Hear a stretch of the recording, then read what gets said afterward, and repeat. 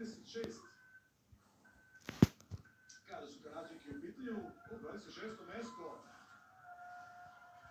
Opet možda i mogu da bude dovoljno za drugu trku. Ostatak 2.46, najbolje plasirano Karadžika, Valeri Grenier na 4. mestu. Eliza Platino.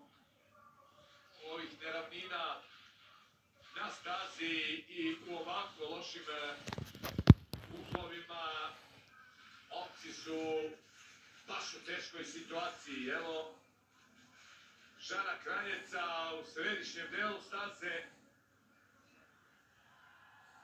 Već sam rekao, skraćen je start, evo Kranjeca